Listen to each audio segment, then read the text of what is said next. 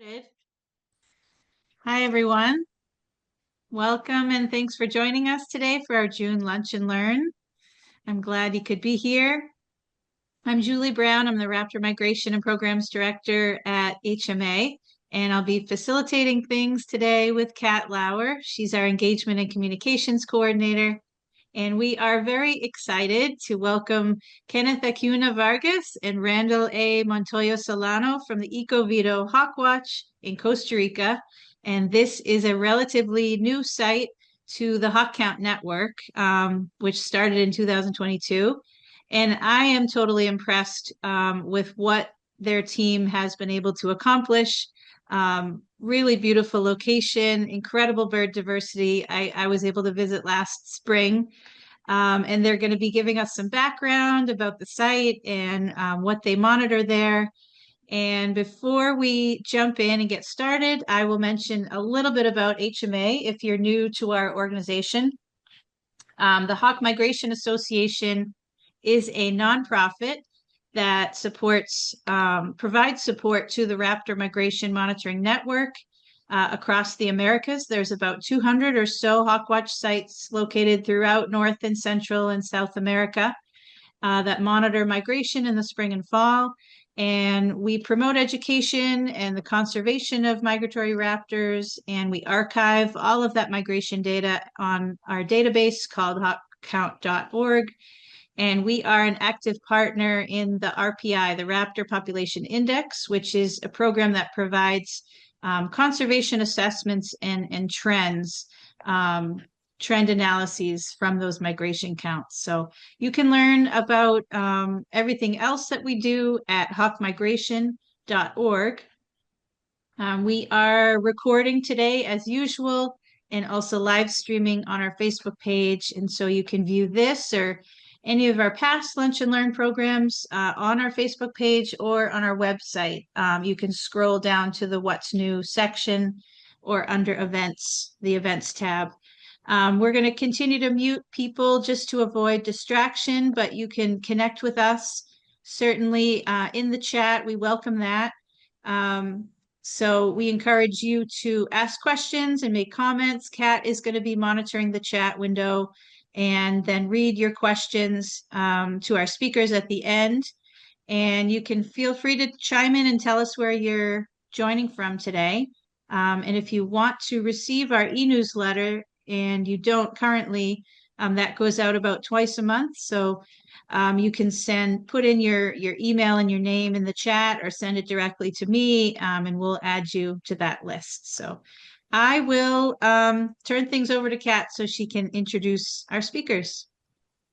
Thanks, Julie. Hi, everybody. It is my absolute pleasure today to introduce our speakers, Kenneth Acuna Vargas and Randall A. Montoya Solano from the Ecovita Hawkwatch. Kenneth is a tropical biologist with a focus on ecology and sustainable development. He currently has 8 years of experience studying birds and 3 years working with raptors specifically. In 2023, he began his journey as a volunteer at Ecovito Hawkwatch, and in 2024, he became the project's field coordinator. Randall is a conservation biologist working through community engagement and participatory science. He was part of the founding team of Ecovita Hawkwatch as the volunteer coordinator. Currently, he serves as the festival coordinator of Alas Viajeras. Yeah, I think I said that right. Sorry. Costa Rica's International Migratory Raptor Festival. Thank you so much for joining us today. And just one little reminder, please leave questions in the comments and I'll be asking them at the end of the talk. Please begin whenever you're ready, Kenneth and Randall. Okay, thanks. Well, I'm going to start. Hello, everybody. It's a pleasure to stay here with you today. I'm Kenneth, and I'm the coordinator of the birds program of the Lapa Verde Reserve, as Caitlin said. Today, I will talk you a little bit about of our project, about data like raptors, for example, about the temporality of our migration, and these kind of things. But first, I want to tell you a little bit about Ecovida Hogwatch. Ecovida Hogwatch is one of the more than 300 points that are associated with the Hog Migration Association, right? We are located in the Lapa Verde Reserve in Chilamate of Sarapiquí. This is a place of the Caribbean lowlands of Costa Rica. We are in a very humid forest, as you can see here in this picture. Well, the project has three main objectives. First, obviously, the research for the conservation of the raptors. We can help with the estimates of the total population of the biggest raptors or the biggest population of raptors, right? We also can help with the temporality of the raptors. It's really important to know about the change of the temporality of these birds. Because today, with the climate change, we don't know if they are variating this temporality of the migration, especially here in the country, in the tropical forests. And obviously, we study, or one of the most important points is to study the migratory routes of the raptors. So I'm going to put you three little examples of these cases. The first with the Mississippi Guide. It's really interesting because in Costa Rica, currently, there are two hogwatch. Ecovida Hogwatch here in the northern Caribbean of Costa Rica and Talamanca Hogwatch in the southern Caribbean of Costa Rica. Here in Ecovida Hogwatch, we usually in the fall season, we can count like 200,000 individuals of Mississippi kites. But in the South Caribbean of Costa Rica, they can count up to 500,000 of individuals. What this means? Well, this means that most of the population of this species maybe are migrating in closer to the coast than here in the Caribbean of Costa Rica. The other example that I'm going to put is with the Cooper's hawk. This is a really interesting example because this species have its migratory limit in the highlands of the Talamanca mountain range between Costa Rica and Panama. Usually we can count more than the double than Talamanca hogwatch. This means most of the individuals that are migrating here to Costa Rica starts to go up to highlands before they get to the southern Caribbean Costa Rica. And the next example, I think is one of the most interesting, is in the northern harrier. The northern harrier is a species that have its migratory limit in Colombia, the northern zones of Colombia, Venezuela, and most of the people think that the individuals who reach these zones to the south are only juveniles or immatures. But for example, in the fall of 2023, we count like we count in total 9 individuals of Northern Harrier. 3 of them was adult male, and another 3 of them was adult females. So we know that the adults of this species can reach these zones of the continent. The second objective is of the environmental education. I think this is one of the most important because the environmental education is one of the most important points of the conservation. As a project, as Ecovida Hogwatch, in some cases we can do some workshops to local schools like this that are you seeing in the image.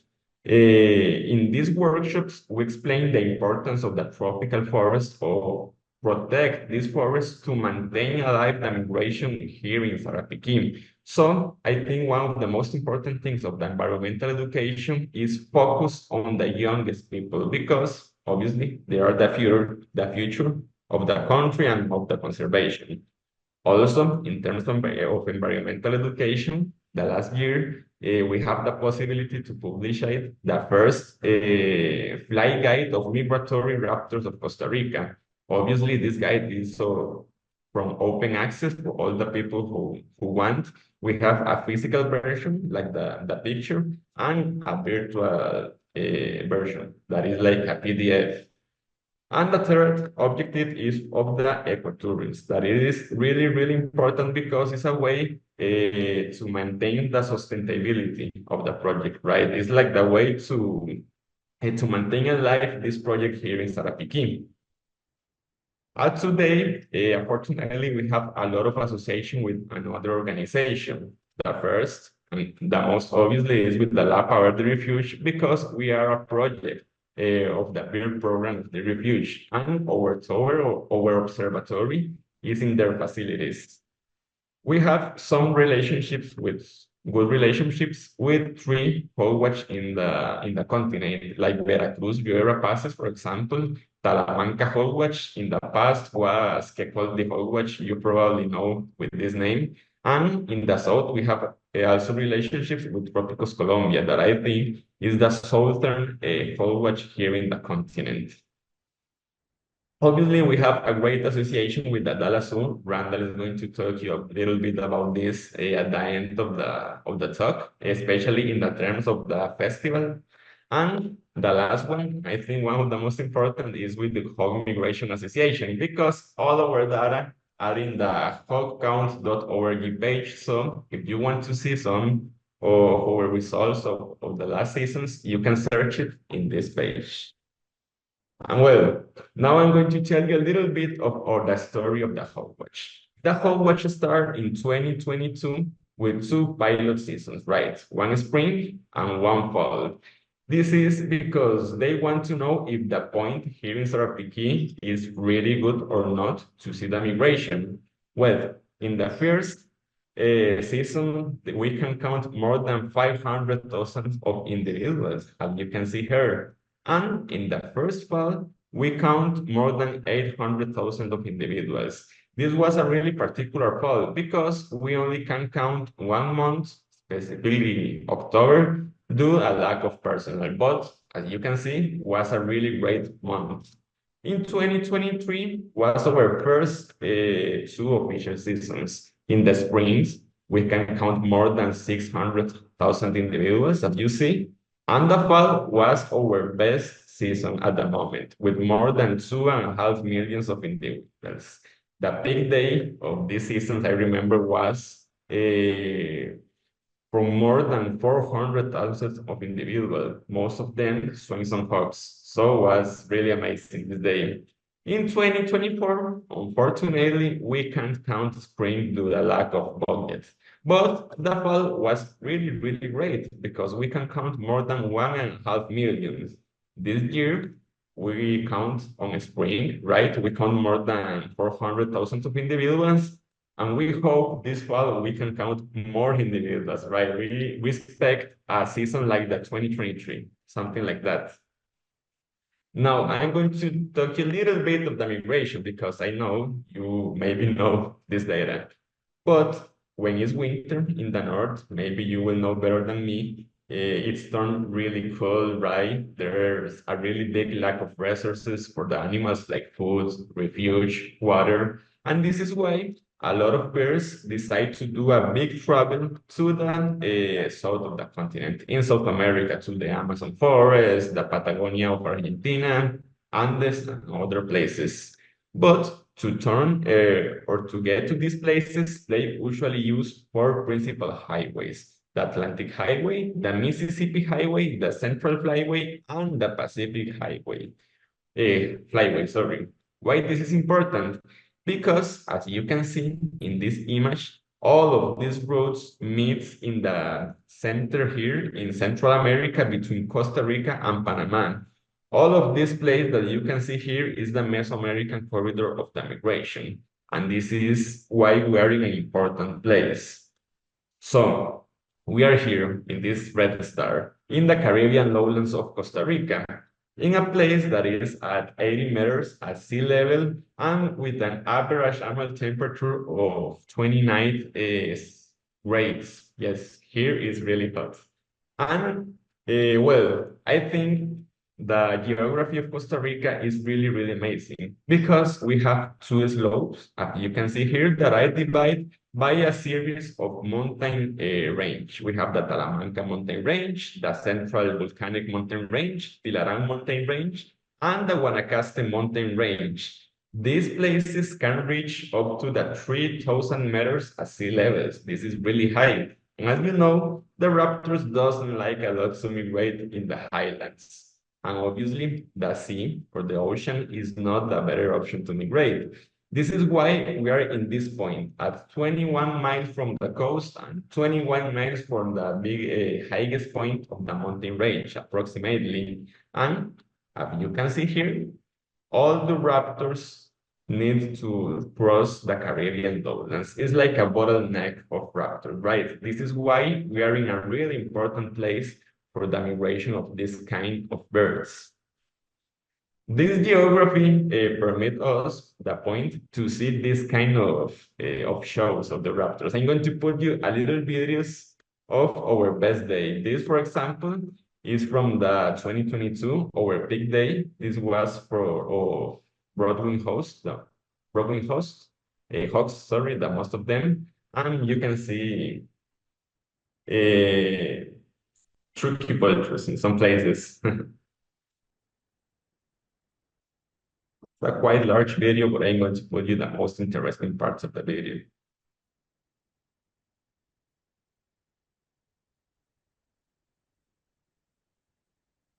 This is like the usual in the fall season, especially in October, that is our best days.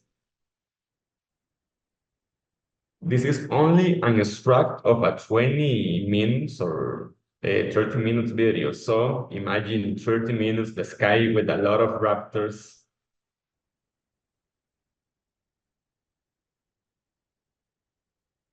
Okay, it's a quite large video, yes, but I have more shorter videos. This is of our big day of 2023. This was all the Swainson Hawks. This is like another little example of what we can see.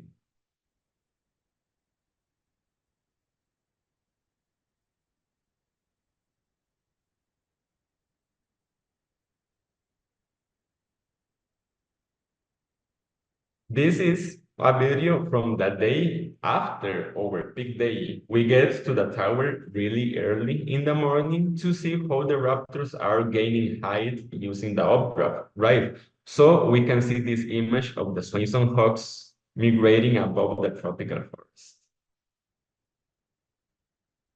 So you can see there's a lot of raptors only in one place.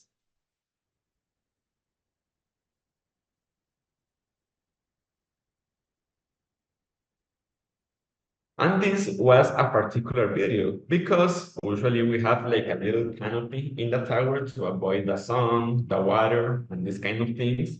But on these days, the wind flew away our canopy. So it was a really hard days because it was a lot of sun, but we can see better the migration, as you can see here in the video. In this day, the raptors was flying really, really low, really close from the tower. Also, most of them showing some hawks.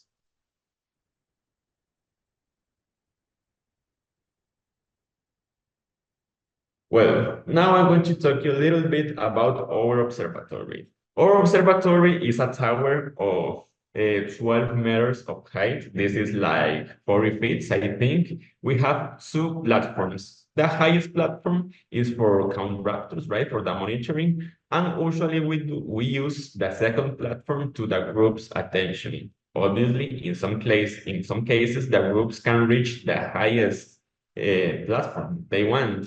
In the platform, we were equipped with some chairs, with some table, because it's really important for us in this place. Also, we have a canopy that is also really, really, really important because the sun here in the tropic is really, really strong, and it's really important to have a lot of sun protection. And one of the most important things that you can see here in the tower is the great view that we have of the canopy of the tropical forest, and obviously a great view of the sky for see or search for some raptors in the migration season.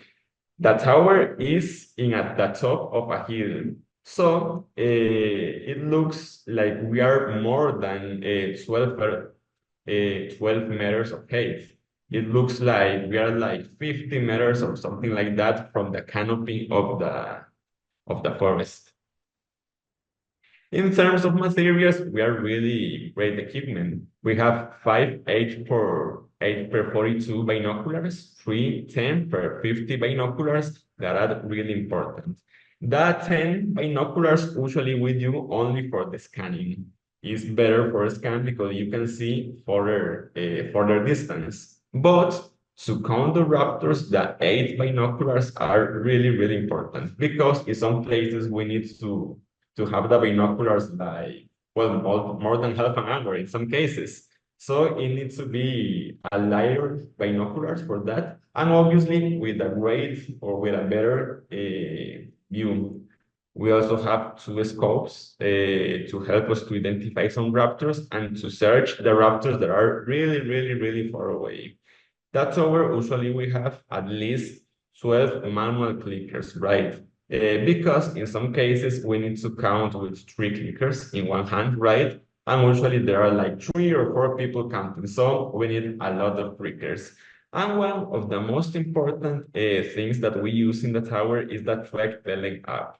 For us, it's really important because it's a way to automatically upload our data to the hogcount.org platform. So this is really, really useful for us that are in this tower maybe all the day.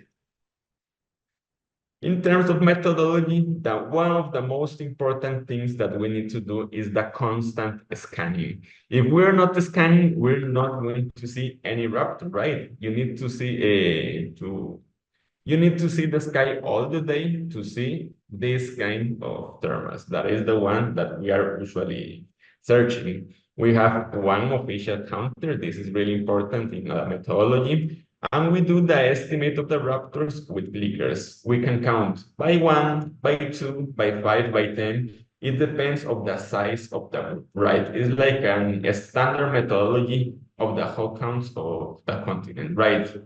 Every hour we count or we take the environmental data, right? Like the wind speed, we take the wind direction, the cloud cover, the visibility, the precipitation, and obviously the temperature.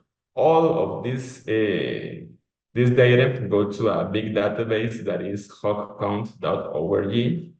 I already said it, but I said it again. You can see all our data here in this platform. One of the most common questions that the people do is how we do to count the raptors if they are really messy in the sky, they are flying around, of this kind of things. But we only count the raptors when they go in a straight line to the south or to the north. It depends of the season, right? It's the best way to count the raptors. Now, obviously, we need a lot of help from volunteers every season, but in some cases, the volunteers don't know a lot of raptors. It's their first time hunting raptors, so this is why before we start the season, we do like a little training for the volunteers. We have a little application. One friend do this app for us for the project. Here is the contact. And it's a really important app because it permits to the volunteer to practice to count the most common raptors, right? You can choose the species that you want. If you want to count the 4 species at the same time, you can do.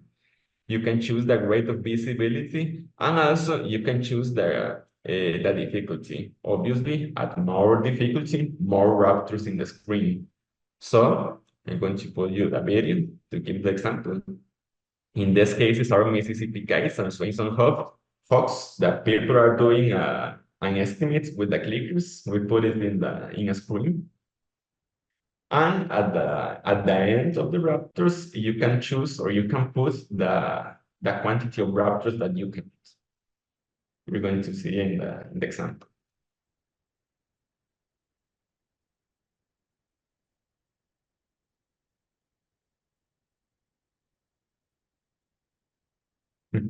Are you counting?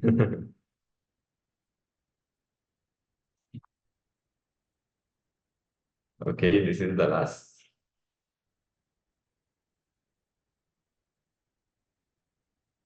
So for the example, I only count Mississippi kites and I do an estimate of the Swainson hawk. But you can see we have a deficit of 8% of the raptors. We usually use a deficit of 10% to do the count. So if you count more than the 10% of the raptors, you are doing a bad estimation. The same thing if you're counting less than the 10% of the raptors. This is another example of the volunteers training with this app before we start the seasons. This was of this season of the last spring. They're training in this case with the Swinson, with the Broadwing Hawks.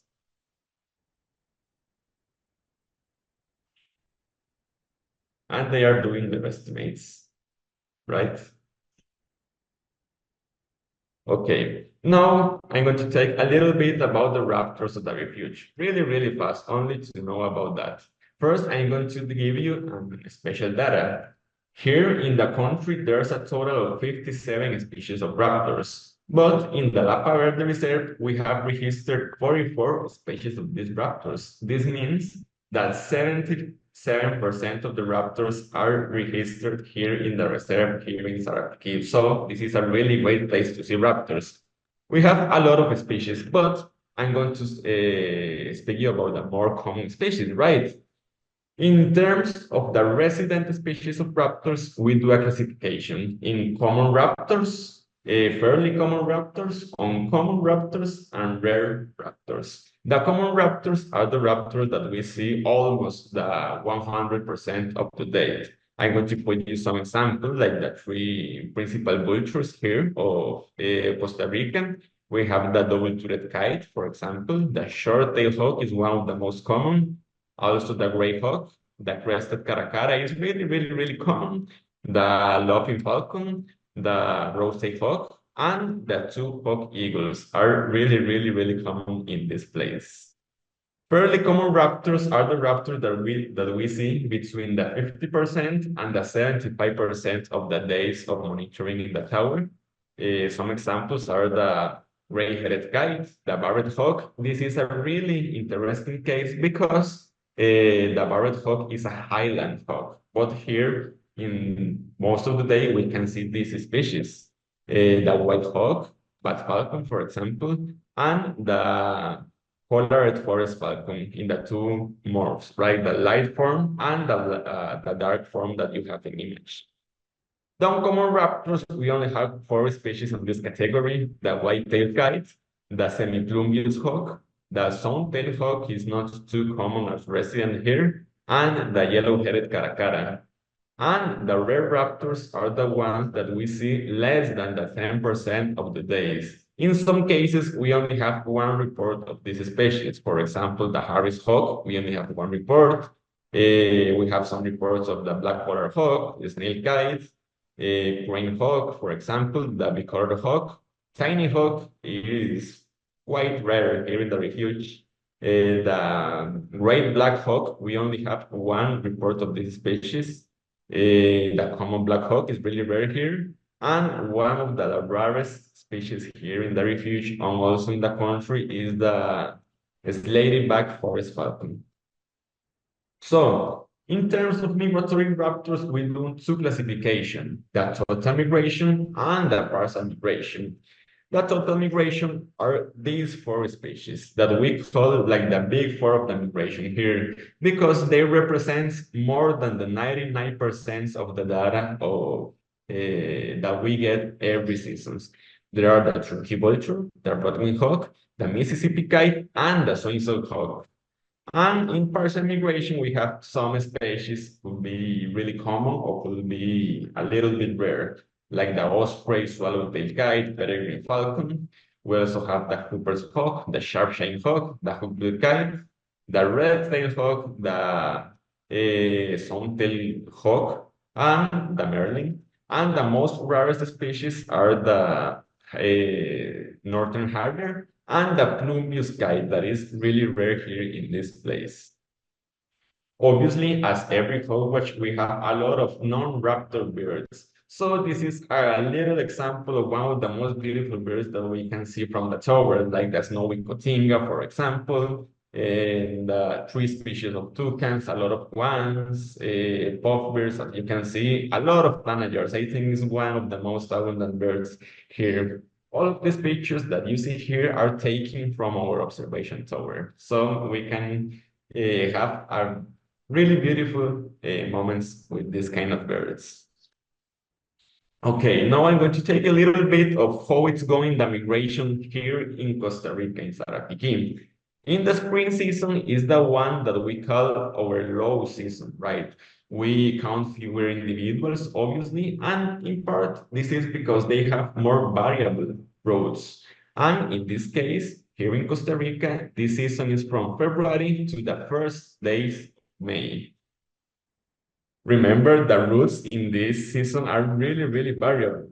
This is why this season we take like a little initiative to do a little bit of citizen science. So we put this image in some social network to the people or to let the people do some reports of the migration across all the country. As you can see here in this map, we identify two principal routes of the migration of raptors. In the Caribbean loads, as you know, the most important, but we identified another migratory route in the Pacific slope of Costa Rica. But the most interesting thing of this another migratory route is that they don't migrate really, really close of the tower. Actually, they prefer to migrate in the middlelands and the highlands up to 300 meters at sea level, especially the Rodwing hawks and the Swainson hawks. Well, the other season, the fall season, is our high season, right? In Costa Rica is from August to November. The first to migrate are the swallowtail kites with the plumbeous kites, and the last ones are the hookbill kites, say, the ends of November or something like that.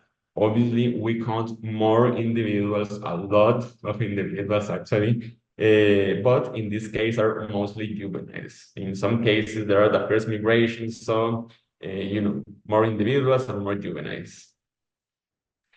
To talk a little bit of the last results of the last seasons, this is like a little graph of the fall season of this year and the spring season, sorry, the fall season of the last year and the spring season of this year. As you can see, always the turkey vulture, it will be our most abundant species. And our less abundant species of the big four are the Mississippi kite. The last year we have a particular season and the Rodwing hawk was the less abundant of the big four of the migration here. There's another graph to know about the abundance of these raptors. As you can see, the turkey vulture always in all our season was more or represent more than the 50% of the data. Here is the example of the two seasons, as you can see. In terms of the partial migration, always in all the seasons, our most abundant species is the osprey. The second more abundant is the swallowtail kite, and the third, the peregrine falcon. This will be like this in all the seasons. It's really difficult to have some variation in this data. But as you can see, we have some data also of the Cooper's hawk and of the sharp-shined hawk, as you can see here. Now, in terms of temporality, you can see how in the fall season, the temporality is really, really, really ordered. The first are the Mississippi kites in the first day of September. The seconds are the Broadwing hawks, and the third are the Swainson hawk. Our last peak of raptors is of turkey vultures, but it's our biggest peak always, are the most abundant species, remember. This is really interesting because as you can see in the spring, the temporality is really, really, really, really messy. It looks like the raptor pass when they want. Look, the turkey vultures obviously have the first peak, but have a lot of peaks in all the season. So the first are the turkey vultures, the seconds are the Swainson hawk with the Broadwing hawks. They migrate really, really near them. And the last ones are the Mississippi kites. But look how the order is really, really different between the two seasons. Unfortunately, to the partial migration, we don't have enough data to identify a temporality. But you can see in this graph that in the fall season, the best days to see more species of raptors is like in the last days or in the middle of October. You can see here in this part. And in the spring season, the best days to see raptors is in the middle of April. You can see we have more abundance of species, more richness of species here in this place. So that was all of my part. I'm going to leave you with Randall, that he's going to speak a little bit about the festival. Okay, all that Kenneth tell us, all that we see here, all the days during the more important part of the migration season is awesome. It's beautiful, it's sometimes incredible. Despite you see an agreed migration yesterday, you see an agreed migration today, you feel the song is something that you feeling that is incredible, no? So also we made the question, okay, is the people of the local communities looking that we are enjoying? Uh, the people know what is that? The people are feeling also that we are feeling when see the migration. So next to 2 years of working in the monitoring, the survey, we start some thinking how to share about this phenomenon with the people and also to know what the people know about the phenomenon. So many other local people from here are contact us to know more about the migration, institutions, NGOs, local government starting interesting to know more about the migration. So thinking in that, we create the first festival about migratory raptors in Costa Rica that we calling Alas Viajeras.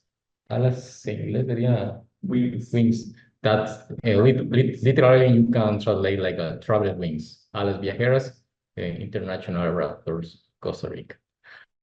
And why we want to create a migratory a festival about raptors.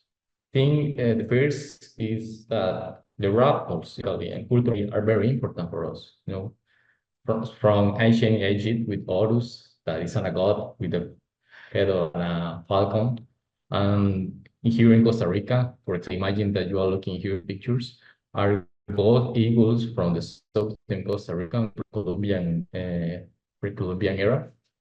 So that means that the raptors always have been part of the important part of our culture. But also we have an contrast because around 80% of the tropical raptors have some traits or are in risk of conservation. So we are looking that we have a very important birds for our culture, but also we have creating some traits for the conservation. So this is a part of the discussion that is important for us. We think that create activities, places for talking about the raptors are very important. Also, we are located in Sarapiquí, Costa Rica, is the name of the location that we are. Sarapiquí have the particular situation that is a scientific hotspot. It's the second place of the world with production of and tropical biology publications, because here we have the Organization of Tropical Studies. It's a scientific station with more than 60 years working here. But also we have other organizations like Lava Verde, us, La Tirimbina, and other NGOs that is working not only in conservation, if not also in science. So also we create a new question.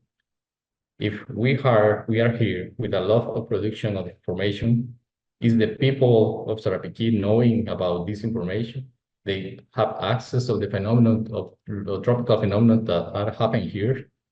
So this is also an important reason that we thinking in a festival raptor, specifically in our case, in how to share all the information that we are generating here in our observatory and how to share to the local communities.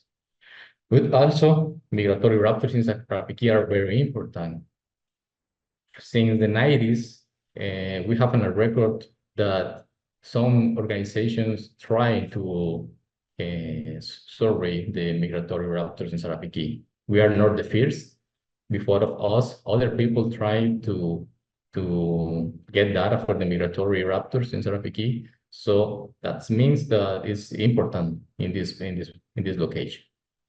And finally, Sarapiquí is very depends too much of the tourism, but not common tourism. The important of Sarapiquí is the ecotourism. And particularly in Sarapiquí, we have more than 500 species of birds that represent more than the half of the species that we have in all the country.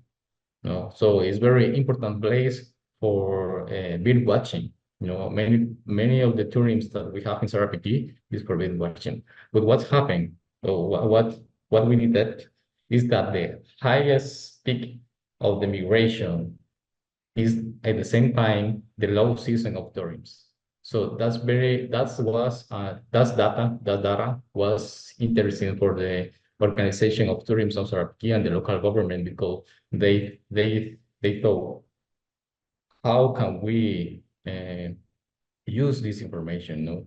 Because we have a low season of tourism in Sarapiquí, for example, in October, all the years, but also we are happening our success and the most important migration of the migratory raptors. So create an activity like a festival in this time could create an opportunity to improve the tourism in the low season. So all of this context create and promote that the many organizations work together to create a festival that we calling Ala Viajeras. So we want to promote education, conservation, and tourism and bioculture about the raptor phenomenon. We want the people enjoy the migratory raptor, the migration of the phenomenon of the migration, but also we want to position Sarapiquí as like a global reference of the migratory raptor. So how we do? 13 organizations that include local government, private sector, NGOs, people that personally want to collaborate was in the organization of the festival. That's what led by Lapa Verde. Rebuki Lapa Verde was the lead of the production of the festival and have an important sponsor by Dallas Zoo and Hot Travel. They finance around 50% of the festival and it's a very important sponsor for us to promote conservation and ecotourism in Sarapiquí. We create more than 19 work group sessions to like a pre-production of the festivals. So we have a lot of work with a lot of people and it was a very great experience. The process was a very great experience because it's not usually to get the local government, the private sector, and other organizations working together. So it's very important, the success of that. And what we do? So we create around 11 activities in 8 locations, and more than 500 people participate from the festival. We create training for local guides because a lot of hotels or tour operators in Sarapiquí had local guides. So we want to promote the interpretation of the phenomenon of the migration raptors. So we created a training for day. Around 24 local guides was participating in this activity. We create something that was probably one of the most impact activity is the mobile observatories. We create an asset with a binocular, with training people to educate about the migratory flight guides, and we put these sets in different parts of the community. So in different parts of the Sarapiquí, the people can enjoy the migration and learn about the migration. So We was in third place for local communities with these mobile observatories, sharing with the people, showing what is the migration, and they can see the migration with the optical equipment, and they can access with the flight guide and know about the migration. Also, we have a virtual tax, and we have a collaboration with the Trópicos Colombia, with Luisa and Esther. Also, we have a big watching and photography workshop with around 15 people participating in that. We have a children's activity with more than 100 scholars from Sarapiquí. Also, we have a Raptor Talk series. We have 3 talks with Kenneth sharing about our flight guide. That was the first publication of this kind in Costa Rica. Also, we have David from Talamanca Hot Watch, Pasirola that have a project with Hookbill Guide, and Kashmir Wolf from Veracruz, the Rio de la Paz was with us sharing about the work that they do in Mexico, sharing with us.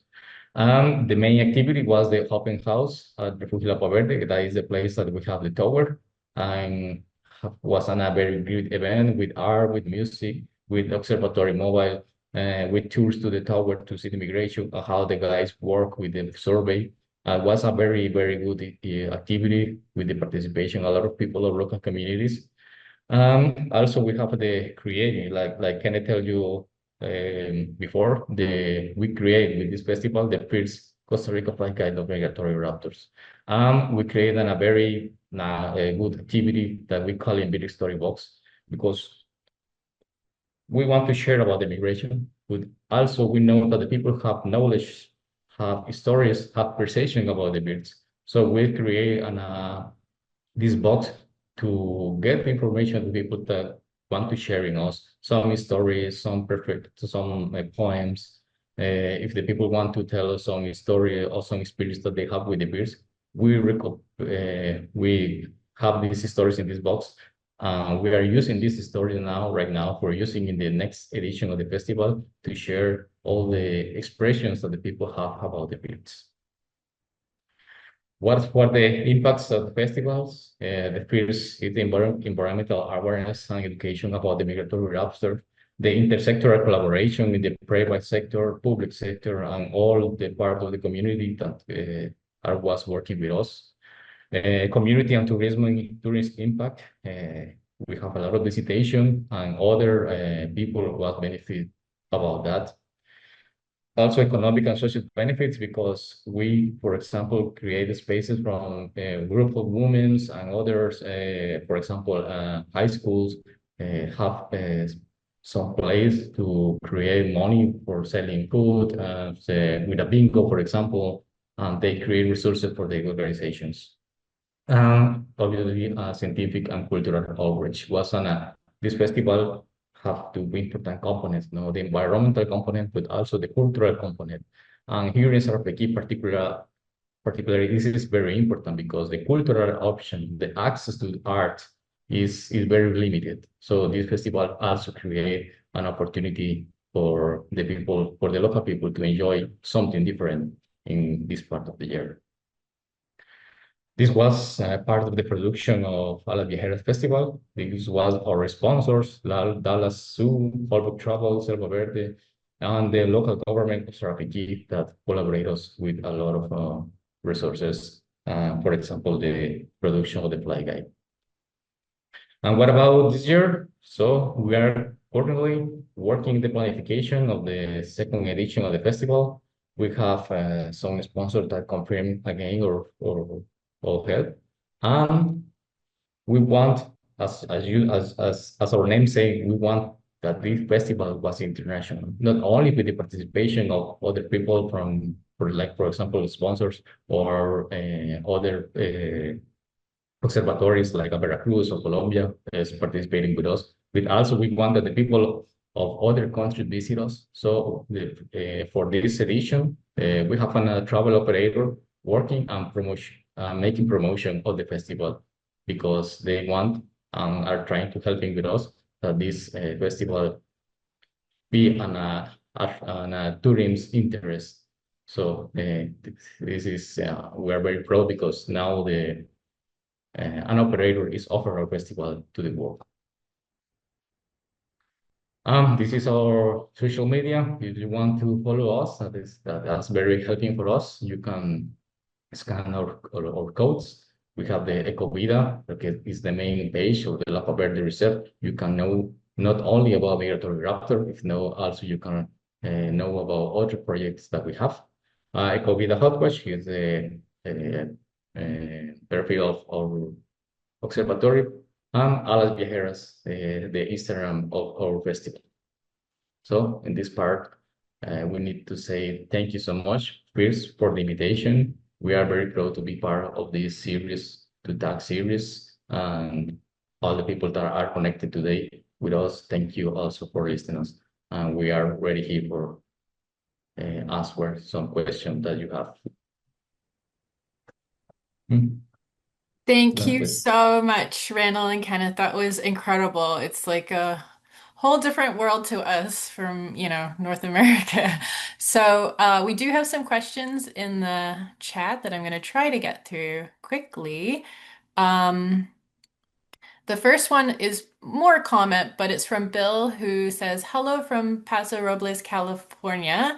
They're just back from Bijagua de Upala in Costa Rica, and they were studying bats. They said, I've never seen anything like this anywhere, and I totally agree with that sentiment. They think they picked the wrong month, April, to visit, but is there really a wrong month to visit Costa Rica? From your talk, it looks like April is actually a really great month, so maybe they were just in the wrong place. Would you want to comment on that? Well, I'm seeing the question. So, Uh, is April a good time to visit your Hawkwatch to see raptors? Yes, I'm not sure who is behalf of Opala for the migration. I think it's not a really good place because it's a little bit elevated, right? But April is a quite great month to see migration. But if you want to see really the big migration here in Costa Rica, you need to come in October. Okay. October, yes, the second fortnight of October is the best day to come here to Costa Rica to see migration. And in the lowlands Caribbean. I think sounds like they were in the wrong place and they need Yes, to visit the your fourth place, Hawkwatch. Julie wants to know the training program app that you have is absolutely terrific. Who created it, and are they using that in Veracruz or Colombia? well, this program was created by a friend. He is a programmer. For the moment, it's only for this place. We only have access, or only a few people have access to this application.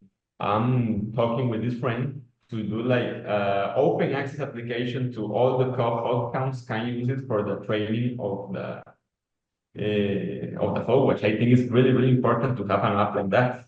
So I think I'm going to talk with him because I think it's really, really important this to have this application. That's app is something that we need to continue working that because for us, we try and we know that it's success, but also we want to other places have access. Well, but we need to also get the resources because also we need to pay for their work that they do and to get the rights to be or yes to get the rights for get an access for everyone. So it's something about that we need to resolve with in the future. This is the idea of that we can get the license from the app or share to other places. Absolutely. Yeah, I think you could even sell it to certain people as well. Like people may want it as like a game for fun. I feel like it's such a great idea. Um, but yeah, I think there'd be so much interest in that, and if we could find funding, it'd be great. Christina would like to know, how was this site, Ecovita, discovered as a hawk watching site? Well, in the 90s, one people, a very important kid listing for the migratory, he do like a little survey of raptors here in Sarapiquí, like 400 meters when we are. he don't count a lot of raptors. Actually, he count really few raptors, like 8 Broadway hawks and 1 Turkey vulture, only in one day. But in the same years, in La Selva, they do like a big count of migratory raptors. From this day to 2022, there's no service of raptors these days. But an expo worker here in this place discovered this was a really good good place for the migration, and start the project as we know in this month. Amazing. Julie would like to know, what is your average count of Plumbeous kites in the fall? One, Oh, one or so it's a I very don't rare. It's a really interesting data because we don't know why the plumbeous sky are really rare here in this place. We think they prefer to migrate really close to the coast, and this is why we can see here because in Salamanca, Howard, in the South Caribbean, they count a lot of plumbeous sky.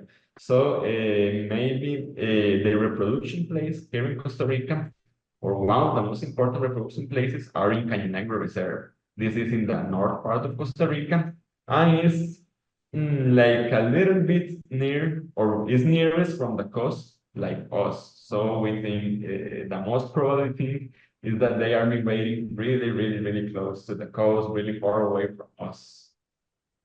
Wow. It sounds like you need more hawk watches to get a better Okay. idea of this kind Really, of we need local to. migration. Yeah. Christina would like to know, what is the situation with shooting raptors? Is this an issue in Costa Rica? It's not really common in Costa Rica. The only cases when the people shoot the raptors is when they have problems with the hens. For example, with the hens, with the chickens, it's like the only cases. But we don't have like where here in Costa Rica the hunt is illegal, totally illegal. So it's not like a common place to shoot the raptors in some places here. That's great. Um, and then Christina would like to know, are there any ways that HMA can help and support your Hawkwatch in addition to having your data stored at hawkcount.org? How can we assist and help you? What is the question? What? Can you repeat that question, please? Is there is there anything that our organization, HMA, can do to support your Hawkwatch? What things can we do? Oh, well, we need a lot of help. Yes. Any organization can help. Yeah. Do you So, for have example, a donation link that we could provide, or is it on your social media? no, we don't have a link for that, but Okay. yeah, we can share information how to do it. Yeah. Okay. Also, for example, this kind of opportunities to talk with other publics, usually we don't have access, are very helpful for us. And share about what we're doing, for example, about the festival is an idea that us will get more allies with us. Well, always all organizations need resources, now. If not, uh, not only to giving support with financial support, with also helping, for example, with how can get access for other kinds of supporting. So all kind of help is very good for us. Absolutely. Yes. Maybe people could sponsor the festival too. That would be Nice. Okay. Phil says, do you encourage individual visitors, or is it best to come to a group as a group outside of the festival for your Hawk Watch? Yeah, in the both way, you can visit us like an individual, but also you want to be here with a group, you are very Okay. welcome. Yeah. Mhm. Perfect. Um, I think that's all I had. There is one from Alan who has a question about a slide, one of the common Raptor slides. He wants to know about the ID, but perhaps we can do that through email. It might be easier because they don't say exactly which photo they're talking about. So I think maybe Alan, if you email us, we can get the question to Randall and Kenneth, if that makes sense. Yes, thank you so much for answering all of our questions. Yeah, I'll give it back to Julie. Okay, great. Thanks, Kat. And Alan, you can email me at brown@hawkmigration.org, and we can connect you with these guys, with Kenneth and Randall, to help you out. Thank you so much, Kenneth and Randall. That was really wonderful, and I'm really wanting to go there so badly. Thanks for just taking the time to share your research with us, and we're grateful for all your monitoring efforts and contribution to Hawk Count, and really just helping all of us better understand migration and movements through Costa Rica. It's really needed. So keep up all your great work there. For next month, on July 23rd, our next Lunch and Learn speaker, we're going to be hearing from Jorge Velasquez, who is the Science Director for Latin America and the Caribbean at Audubon Americas. And he's going to be talking about wings across borders, how Audubon is protecting birds throughout the Americas. So hope everybody can join us for that. I just want to mention we're just past 1 o'clock, so I'll talk quickly, but I want to thank everybody for helping make our Raptorathon season, our spring fundraiser, a great success. And just want to mention that we have a wonderful tour scheduled for this fall in late September, going in the other direction from Costa Rica, but going to Montana during peak golden eagle season. So if you're interested in seeing a lot of golden eagles and other cool Montana raptor species, with the fabulous Steve Hoffman as a guide, check out our website, hawkmigration.org. And lastly, if you are not an HMA member, we encourage you to join our kettle. It's a great way to support raptors, support hawk watchers, and the work that we do for the hawk watching community. So with that, thanks again to everybody for joining today, and we hope to see you next month. Have a great day.